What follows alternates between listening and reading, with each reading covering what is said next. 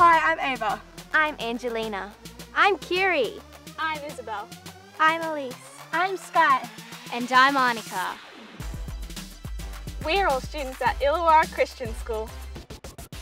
And we are the task force for preventing litter and stormwater trash in community schools. But you can call us plastics. You've probably heard the term soft plastic before. It means any plastic that is scrunchable. Soft plastics are bad for the environment because if they aren't recycled, they can take hundreds or even thousands of years to break down. And even worse, if that plastic is littered, it can end up in our oceans, where our sea creatures can mistake it for food. There's a lot of information out there about reducing and recycling plastic, but not a lot of it actually tells kids how they can help the environment. So we wanted to start where it really counts, in your lunchbox. We want you to think about your lunchbox. How much single-use plastic do you have in there? If you wrap your food in plastic, you probably scrunch it up and chuck it in the bin. But if you do that every single day of the week, that's about 200 balls of scrunched up plastic in the bin per year. And if there are 25 kids in your class all doing the same thing, that's 5,000 pieces of plastic per year that won't biodegrade.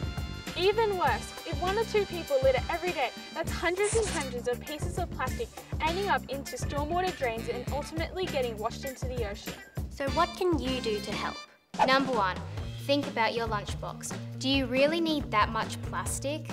At our school, we started selling reusable sandwich wraps made out of beeswax and fabric that you can make at home yourself. Or you could use a container to bring your food in so that you don't use single-use plastics. Number 2, start recycling. Soft plastics is what we wrap our lunches in, but they can be harder to recycle than hard plastics, such as plastic bottles. That's where you come in. You can start a recycling program at your school. We put bins out to collect soft plastic and then take turns to drop it off at local specialised recycling centres. It means that instead of it sitting in landfill or ruining our oceans, it can be turned into useful products and sustainable housing. And number 3, remember that plastics are forever. We use plastic all the time because it's easy. Plastic straws, plastic cups and plastic cutlery. But once we're done with them, they don't disappear. So next time you buy some takeaway to eat at home, make sure you use your normal knives and forks. Carry a refillable water bottle in your bag so you don't have to buy a disposable bottle.